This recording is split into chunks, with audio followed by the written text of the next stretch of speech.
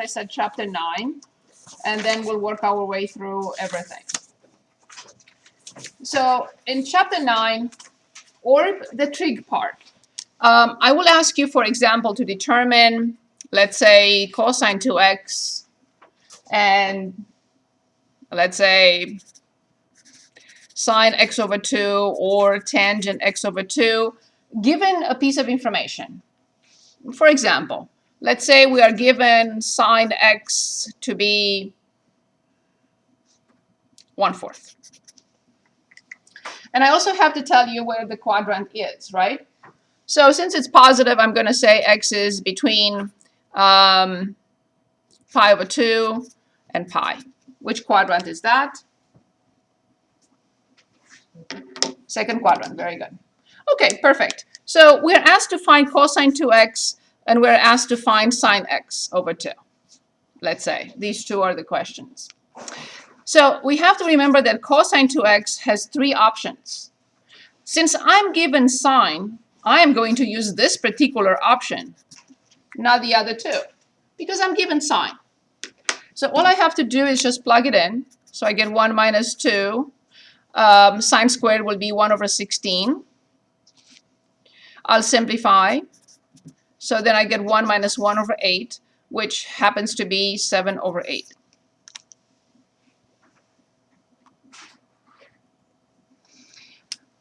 I will also ask you to find the quadrant for 2x. In order to find the quadrant for 2x, knowing only cosine 2x, you can't simply multiply that by 2. It doesn't work that way, because it will cover 2 quadrants and you will not know which one to pick.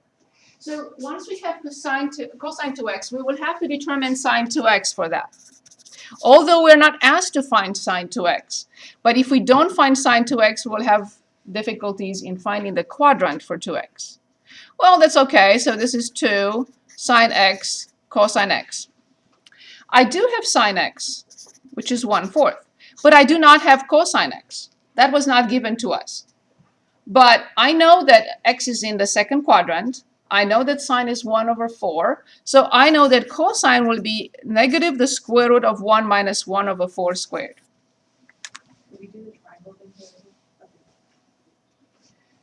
However, if you mess up the sign, I can't help.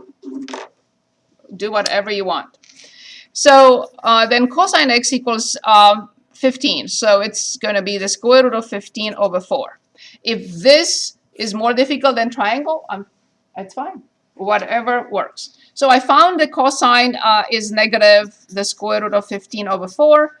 So obviously, I have negative the square root of 15 over 8. Since sine 2x is negative and cosine 2x is positive, I know exactly which quadrant 2x lies in. Where? Yes, excellent. So then I know 2x is in the 4th quadrant. So that completes everything about cosine 2x, including the quadrant, which is quadrant 4. So we found everything we needed. So let's say now we want to determine sine x over 2 and the quadrant. For sine x over 2, I can determine the quadrant from here, but not for twice x, however. So I'm going to divide everything by 2. So I get pi over 4 less than x over 2 less than pi over 2. So I know that x over 2 is in the 1st quadrant. I don't have to worry about sine. I never have to worry about the sign in the 1st quadrant. So in order to find sine x over 2, please remember those two very important formulas. Sine x over 2 is positive the square root of 1 minus cosine x over 2. This comes from those super important formulas. You have to remember those, which means they mean sine x equals plus or minus the square root of 1 minus cosine 2x over 2. And the other one, cosine x plus or minus the square root of 1 plus cosine 2x over 2. That's where this is coming from. Stop me if you have questions. Any questions? So all I have to do is punch in the cosine, because I already determined it, and just put it in here. That's all I need. So the square root of 1 plus the square root of 15 over 4 divided by 2. I'll try to simplify that a little bit. So it will be 4 plus the square root of 15 divided by 8. You can leave this one as is. That's fine. So we have the quadrant for x over 2 and we have sine x over 2. Now, if indeed I'm asked to find tangent, I will have to find cosine x over 2 as well in order to find tangent x over 2. And I'll just give it the formula and move on. So cosine x over 2 will be the same thing, but with plus. And we punch in cosine in there and we simplify, and that's how we get tangent. Sine of x over 2 over cosine x over 2. Any questions? Yes, please. Anything. Tangent, you do sine, the answer for sine over the answer for cosine. Correct. That's the definition of tangent. Yes. There are other ways. If you know another way, I'm fine with it. Do you need to find the quadrant for that too? We already It's the did. same as We sine. already did. We already did. It's the quadrant is not for sine or cosine. The quadrant is for the angle. The quadrant is not for sine and cosine. Okay, so the x over 2 is the angle. Exactly. Yes. So x over 2 is the angle and x over 2 is in quadrant 1. What? Not sine or cosine. Okay, perfect. Yes? Yes, please. Yes? Say it again. This one? Yeah, when you were solving for sine of 2x, yeah, we found cosine x there. I don't remember dating that. The most important identity, trig identity, is sine squared plus cosine squared equals 1. And I solved for one or the other from there. So, yes, I saw that. 1 second. Allow me to finish. 1 second. Sine squared x plus cosine squared x equals 1. From here, we have that sine x equals plus or minus the square root of 1 minus cosine squared, or cosine x equals plus or minus 1 minus sine squared x from here. Is that okay? Perfect. Yes. Salah? How did we find the quadrant for the x over 2? I divided all three sides by 2. Pi over 4, x over 2, x over pi over 2. So it's between pi over 4 and pi over 2, which is the first quadrant. Is that okay? Mhm. Which you cannot do this for the double angle. Because if you multiply here by 2, you will get pi less than twice x less than 2 pi. But this includes 2 quadrants. Which one is it? You don't know. Because between pi and 2 pi, you have the third and the fourth. That's the reason why for the angle 2x, you have to find both sine and cosine, and then since you know that sine is negative and cosine is positive, it must be the fourth quadrant. So this does not work. Do not try to multiply both sides by 2. It will not give you the quadrant for 2x. But dividing both sides by 2, yes, it will. So the quadrant for angle x over 2 is 1. Good questions. Anything else here? Okay. So now let's take a look at something like this. Let's say cosine of sine inverse x plus tangent inverse y.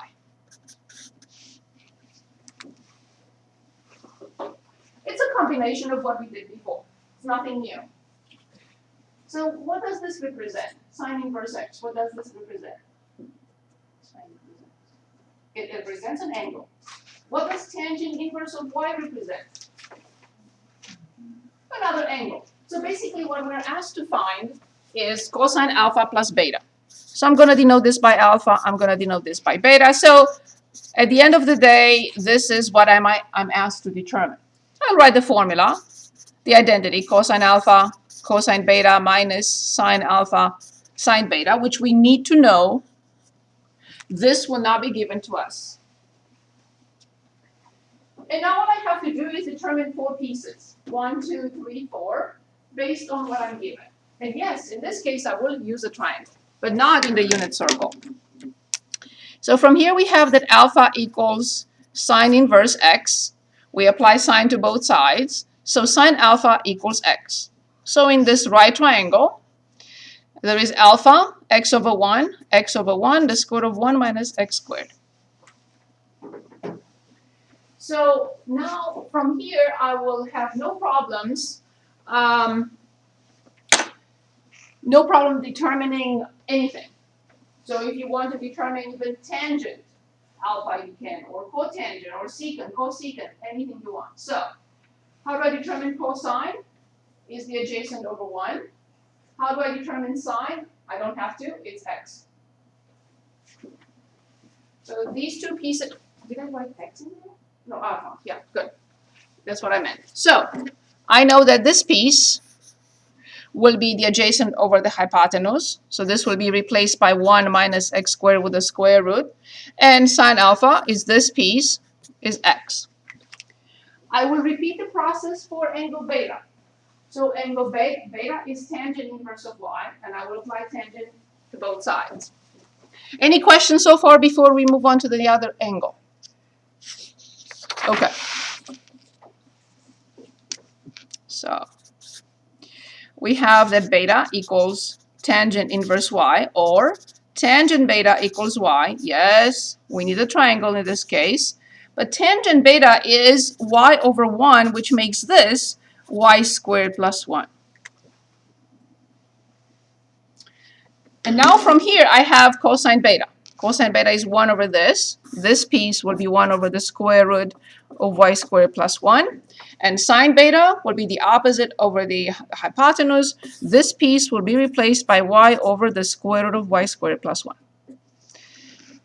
So finally, I have everything I need for this.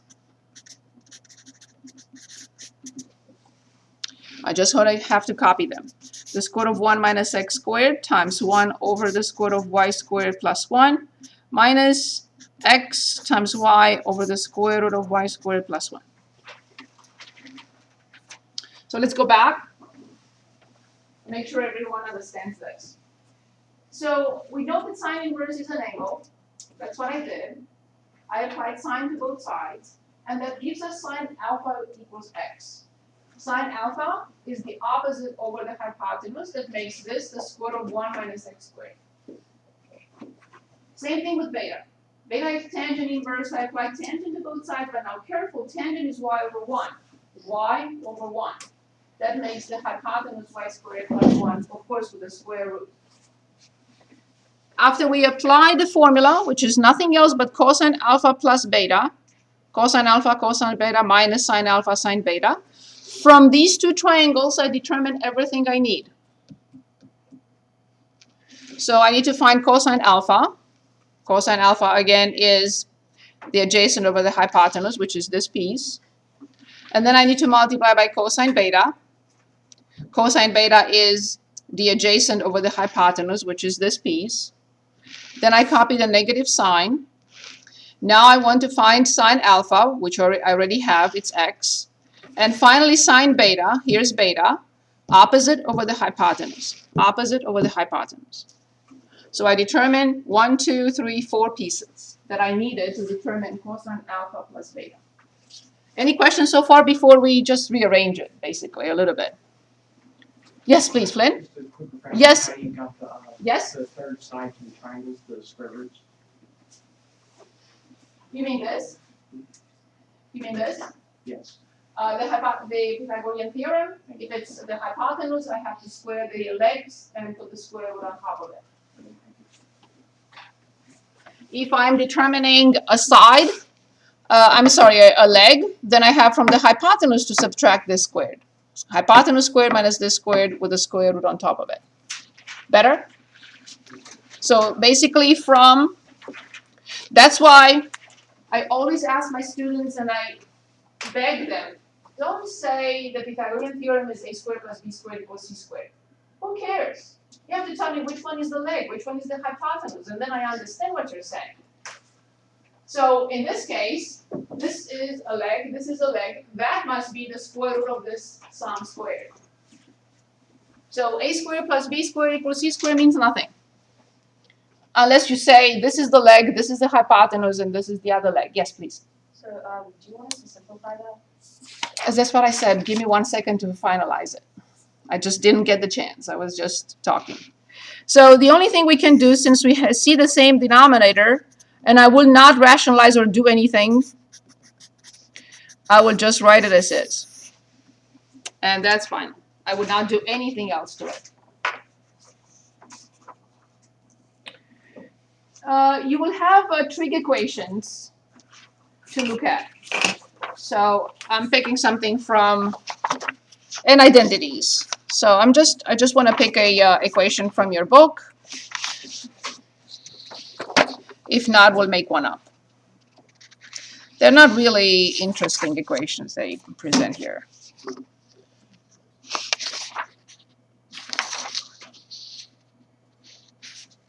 Let's make one up. Okay. So something that is easy to factor, for example, let's say if I have 2x minus 1 and x plus 1.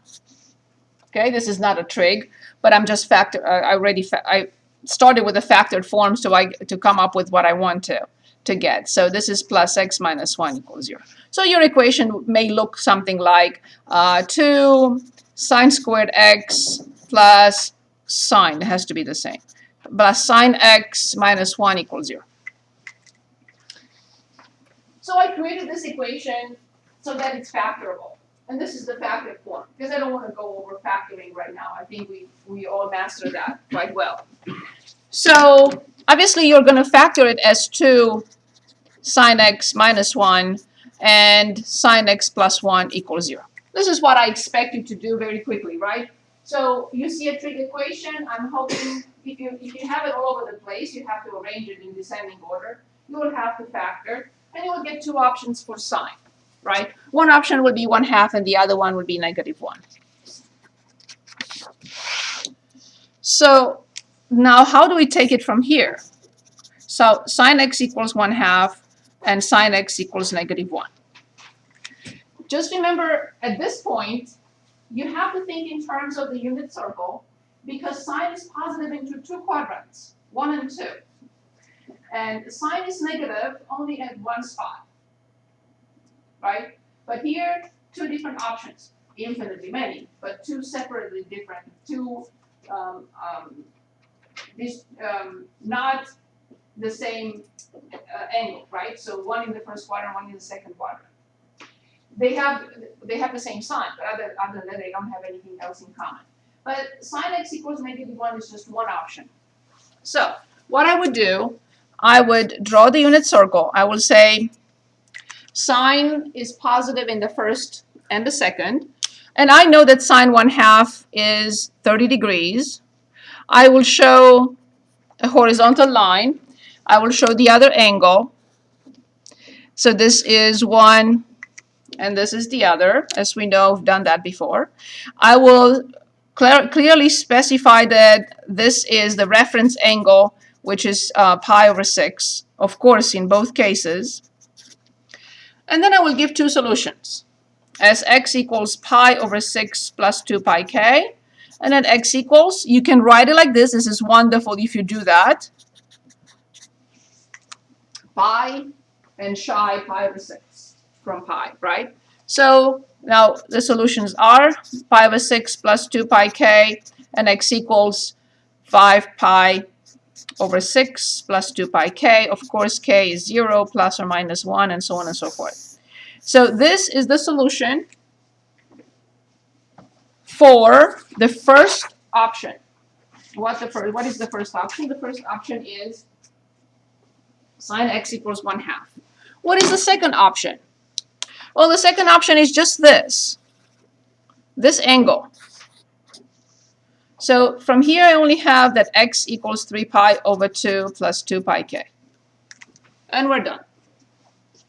And this is it. Any questions? Yes, please, Sarma. Do you have to write down 2 pi k? Please do. If the problem is asking us to find all possible solutions, we have to. If the problem says just find between 0 and 2 pi, then you don't have to. but all solutions are normally determined, not just pick and choose. Okay, let's also look at an identity. I did not put on the test anything with product to sum and sum to product, because first of all, as I said, you're not going to see them till Calc 2, number one, and number two, I'm testing what is basic and what is important. So that is important. I'm not saying it's not, but you're not going to see it till Calc 2. So that's good enough. I don't want to put any more unnecessary. Okay, so now for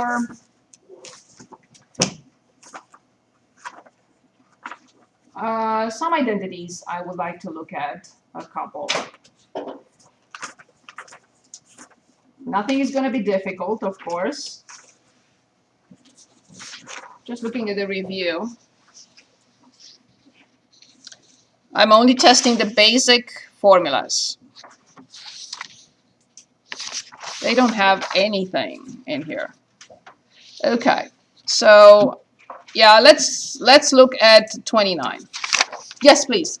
Imran? So let's Yes. say if we have sin x equal to, Yes, you have an equation for me? no, not equation, I'm talking about this last question. So instead of -1, if we have under root 3/2 with minus sign, negative sign. So So you're saying you have sine x instead of -1, you say sine x negative. under root 3/2. Okay, impossible. No, Under root 3 by under root square root 3 of square root, Ah, that is possible. yeah, so in that case. Because the 3/2 will be more than Yeah, 1 yeah, and, or less than -1, and that's not possible for sine. Yeah. But yes, this is possible. Very good. So in okay. this situation, what Yes. So let's take a look at that. Very good question. Perfect. I know that sine is negative in the third and the fourth. So I have to find an angle, in the standard angle, right, from the initial side to and the initial side to this, that has sine negative the square root of 3/2. We know that the reference angle has to be pi/6 this time, right? So it's this angle, and at the same height, it will be this angle. Of course, the reference angle has to be pi/3 in both. So then there are two options for x. Pi plus pi/3 plus 2 pi k, and 2 pi minus pi/3 plus 2 pi k. So that this becomes, I just wanted everyone to see how we get it, right? So this is 4 pi/3 plus 2 pi k, and this one is 6 minus 1, 5 pi/3 plus 2 pi k. Of course, k is over there. Is this what you had in mind? Yes, I'm just curious about this first part, like 5 plus pi/3. How we get it? Yeah, Okay, is it clear that the reference angle is pi/3? yes. Okay.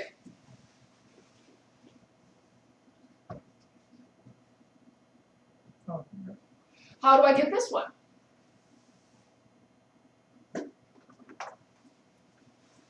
Clear? Yep. Good. Very good question. Anything else? Anything else? Okay. So let's take a look at an identity. Okay, so I was looking at this, but we can choose this, we can choose this, you can choose anything you want. So, yes, please. Tree identity. Excellent. Yes, I want it. Okay. I'm begging for it. I I was looking for it. remember. Excellent. Let's do this one. That one is perfect. Excellent. I got one. Connor saved me again. But this is not an identity.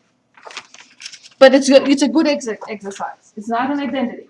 We are given something to simplify. All right. Let's do this and also an identity, Okay. because I still need an identity.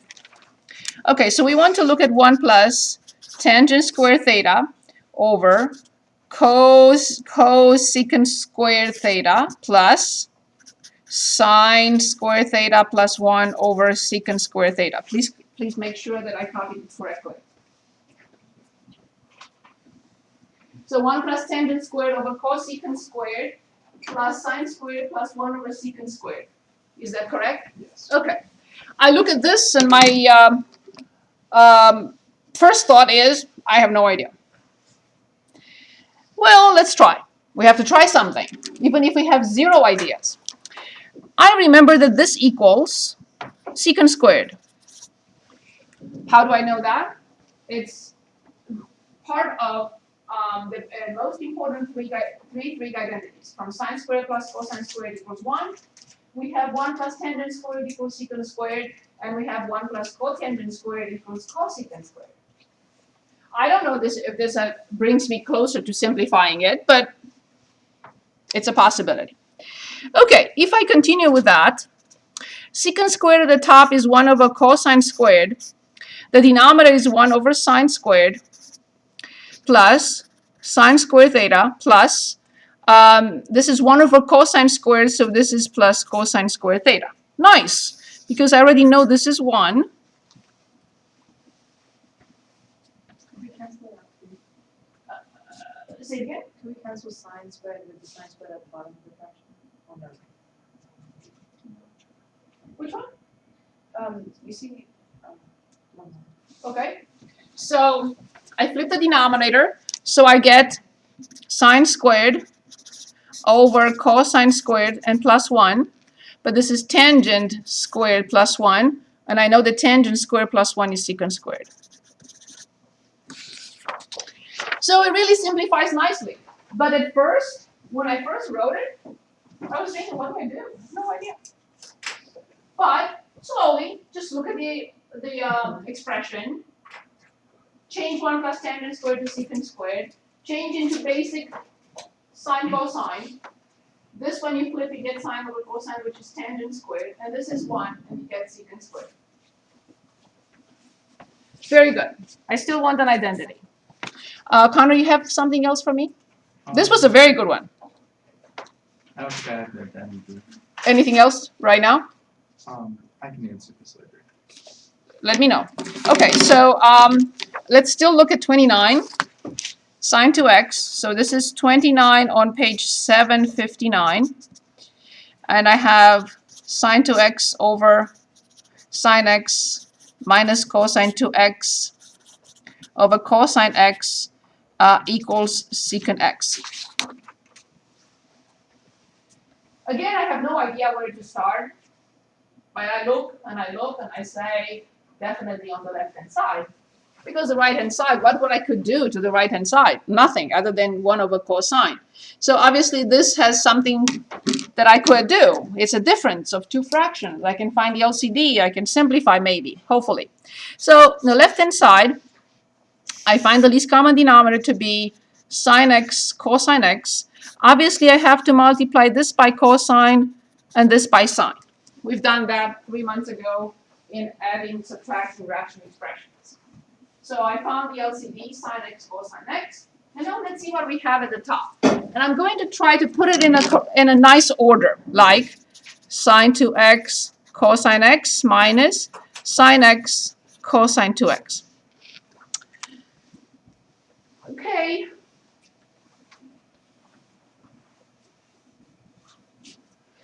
I already see the light at the end of the tunnel. Right. But before doing this, I said, how would I get from here to there? I don't know. But now I already see it. Now let's take a look. Yes. Somebody want to say something? Okay. So let's look at the top. Vector sine x cosine. Does this? No, that looks like the sine. Okay. Okay. So let's talk about that. It's very good. See, certain things you're really helping me because certain things I may not think of saying. And let me show you one thing. So let's stop here for a moment and talk about this. I have students in calculus who do this, and they get 2. So a friend of mine, years ago, she applied for promotion and she didn't get it. And I said, how did you feel? And she said, well, I went home and I screamed in a pillow. But I said, why a pillow? Because I have neighbors, she said. So I see this, that's my thought. I will go home and scream in a pillow because I have neighbors as well. So I don't want them to call the police or something, right? So I scream in a pillow, nobody can hear. It's just me. So obviously you cannot simplify a function that has a different argument. This sign is applied to twice x. This sign is applied to x. So this is like doing this.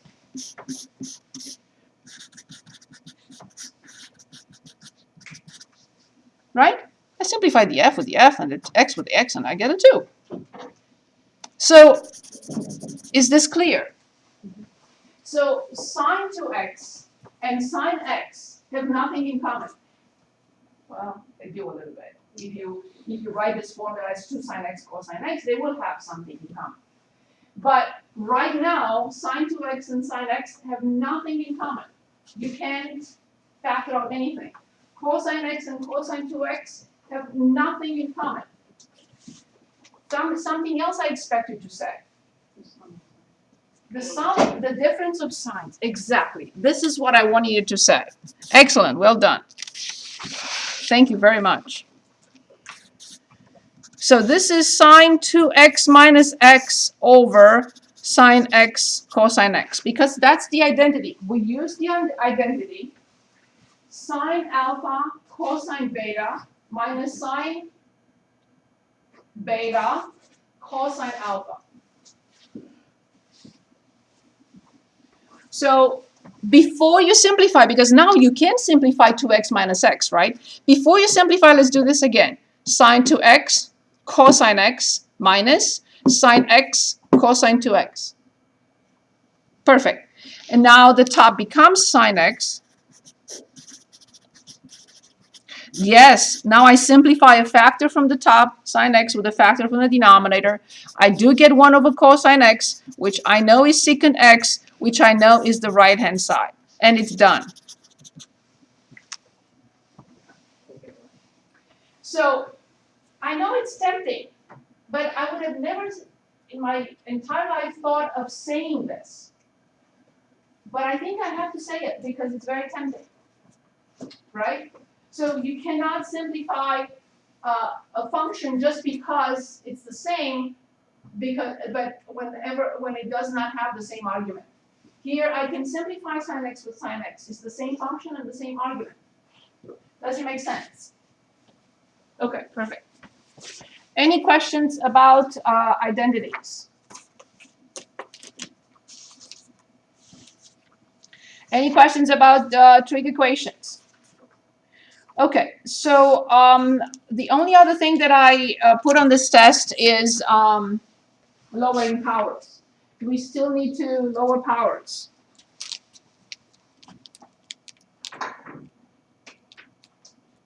Yes? Okay. So let's say as an example of lowering powers, let's say sine squared x times cosine squared x. An example like this will ask us to remove the powers and have only cosine. At the end of the day, this expression changes only into cosine. It can be cosine 1500 x, but it doesn't have a power on it, just power 1. So the two formulas for each, 1 minus cosine 2x over 2, and for this, 1 plus cosine 2x over 2. What can I say? These two, you can't escape. These two formulas are very important. Where do they come from? From cosine 2x. Yes? My other question is, like one of the equations is a square root on top of it?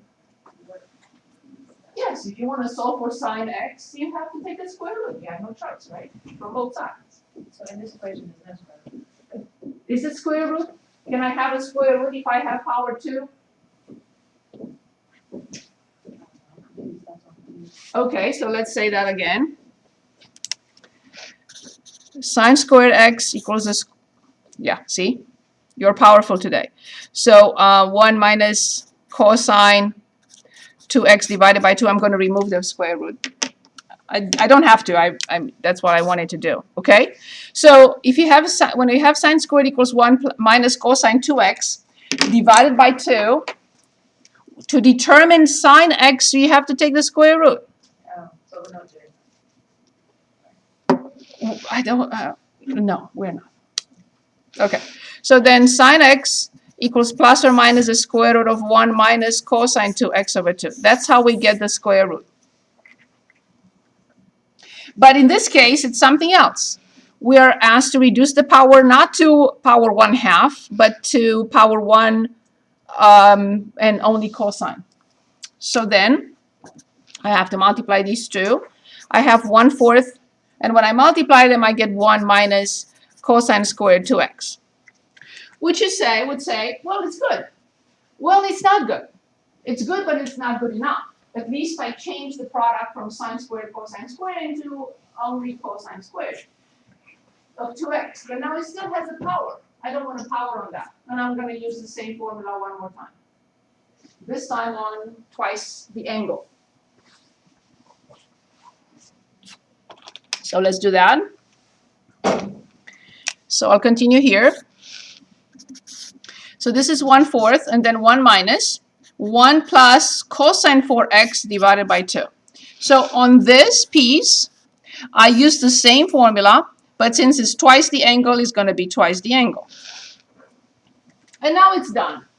But I will distribute. I will distribute 1/4. I will find the least common denominator here and then distribute 1/4. We're going to do it right now. But this is clear what I've done here. So I copy the 1, I copy the negative, and instead of cosine squared 2x, cosine squared 2x is 1 plus cosine 4x over 2. Because all these identities, if you remember, we call them dynamic. So it's a pattern. So if you have a 2 in here, then you have a 4 here. Does it make sense? Yes?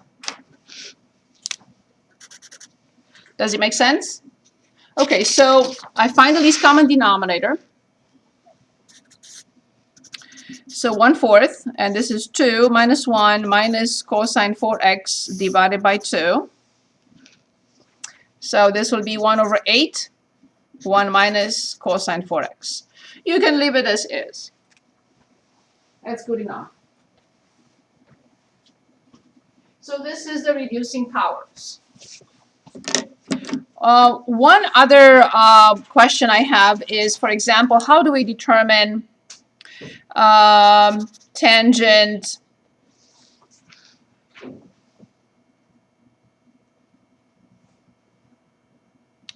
pi over 12? Exact. So I don't have any idea of how to. This is pi over 12 is not among the angles that are common angles, right? Pi over 6, pi over 3, and pi over 4. So I have a thought. There is more than one possibility, right? So I can find a sum or a difference of angles, a difference, of course, not a sum. Or I can, so one option would be tangent of alpha minus beta. Maybe these two are easy to determine, and they will make pi over 12. And the other option would be tangent of alpha over 2.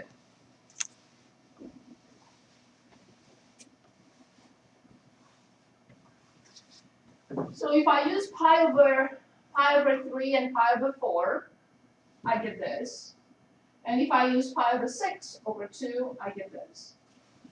It's up to you. Which route would you like to? Doesn't matter. However, the results will look differently, but they will be the same. Which one is easier to find? As fractions. It doesn't matter. It doesn't matter. So which route we want to? So this would be the same with tangent pi over 3 minus pi over 4. The least common denominator is 12, and 4 minus 3 is 1. So pi over 3 minus pi over 4 is pi over 12. And this one is a tangent of pi over 6 divided by 2. The bottom one is more difficult only because you have to determine sine of this and cosine of this to find the ratio. So the top one is easier. in this particular case, the top one is easier. We have to remember the difference of tangents, right? So tangent pi over 12 equals tangent pi over 3 minus tangent pi over 4, 1 plus tangent pi over 3, tangent pi over 4. And we have to put in the numbers. And again, you can say, yes, but you told us not to remember tangent. It's not a problem. Right? This is always 1. How do I know? Because it's the only angle for which sine and cosine are the same. So that must be 1. Now, tangent pi over 3 is the bottom angle, right? Pi over 3. And it's sine over cosine. So it's the square root of 3. So this will be the square root of 3. And this will be the square root of 3. Because sine is the square root of 3 over 2 and cosine is 1/2. So, yes, we have to rationalize this.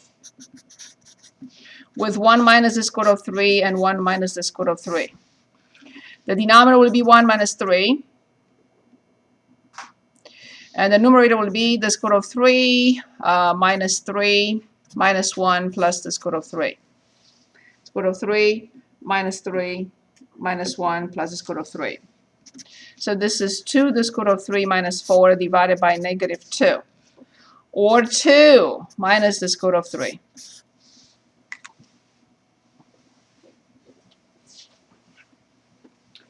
Any questions on this?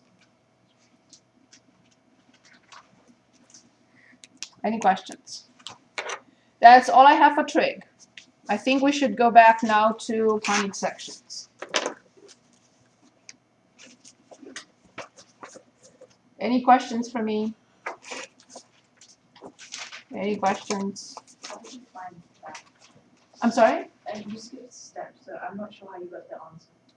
So, From where? what would you do? I didn't skip any steps. Okay. A plus b times a minus b is a squared minus b squared. What's the last one? This times this is this times this is this times this is this times this is that. I just used FOIL.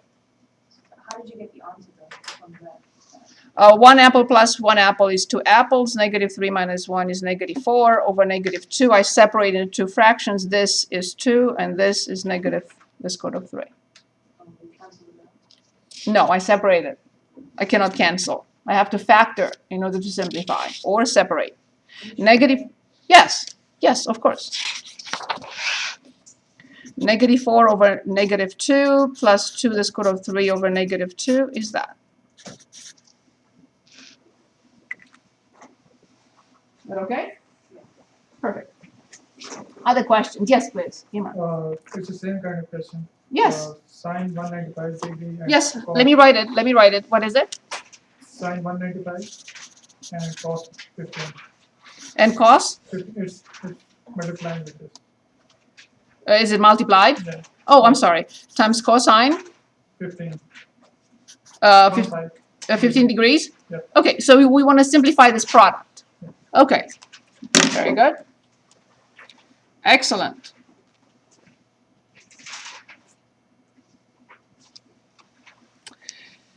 Okay, we have several routes for this one. Very good question. Okay. First of all, I would like to address the sine 195. Sine 195 degrees is sine 180 degrees plus 15 degrees. Would you agree? Okay, and this is sine 180 cosine 15 plus sine 15 cosine 180. Agreed so far? Right. But this is 0.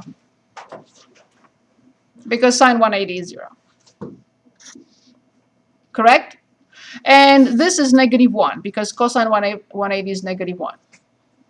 So this whole thing reduces to negative sine 15. Agreed? Okay, so this is negative 1/2 sine twice of 15. How do I know that? Let's talk about this particular step. So sine 30 degrees can be replaced by 2 times 1/2 is 1, sine 15 cosine 15. I know that sine 30 is 1/2 times negative 1/2 is negative 1/4. Very nice question. Excellent. Uh, Yes, yes, could you any please explain the, say it again? could you please explain the working behind this sin 30? Mhm. Like, how you get it? So, sine of an angle is twice sine of the half the angle cosine half the angle. If this is 15 and this is 15, right? Then this is 30. This piece is 15, this piece is 15, this piece must be 30. So I multiplied by 2 and I divided by 2. So this piece is sine 30. But I have to have a 1/2 in front.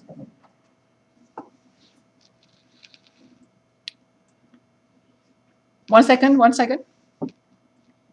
Is that clear? Just remember for any angle. So sine 30 degrees is 2 sine 15 cosine 15. Sine 1,000 degrees is 2 sine 500 degrees cosine 500 degrees.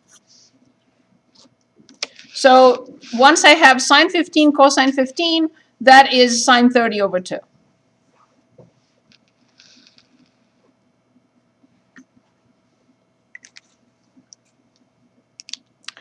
Is that better? Yeah, how do you get 1 by 2? Say it again. How do you get 1 by 2? This one here? Yes. Okay. So see, what I have here is only this piece. I don't have the 2. So if I want to solve for this piece, I have sine 30 over 2. I divide. I'm not moving. So in order to find an expression for this from this equation, I have to divide sine 30 by 2. So I have 1/2 sine 30. But be very careful, it could be confusing. I'm not dividing the angle. These are one whole. You cannot separate sine from 30. This is one piece. So I'm dividing by 2 by writing 1/2 in front. So you can always, if you have any doubts, yes, I did. Okay, so go to your degree mode. Let me see, where am I with this? Okay, I'm fine. And plug in sine 195, close the parenthesis, and then cosine 15. And when I hit enter, I have to get negative 0.25. If I don't get negative 0.25, something is wrong. Because we determined this, and we determined that with because otherwise I would have had to determine sine 15 or cosine 15, right? So I said, oh, sine cosine, excellent. It must be the double angle. It doesn't have the 2 in front, so what? I can make that up. Is that better? Okay, excellent. What was I doing? Yes, please. Oh, that was my same question. Oh, okay, sorry about that. Okay, where am I? What was I doing? Anyone keep me on the right track? What was I looking for? Oh yeah, I remember now. I was looking for conic sections. Can you move that down just a little bit more? Yes, of course. Yeah, if you remember when we looked at this double angle formula, I said, remember, you can have in here anything you want. 15, yes, right? Go ahead. I was just gonna ask, is Yes. that 1/2? So I think I get the 1/2 part of it, but like, is that all gonna be on the 10? Question mark? Cause it's still a little fuzzy. Like, I don't know how to explain it, but when you, cause I'm just confused as to why the negative 1/2 came from. No, the negative was in the problem, not negative, just 1/2. when I solve this equation for this product, I have to divide both sides by 2. The negative was there in the problem. Okay, there's an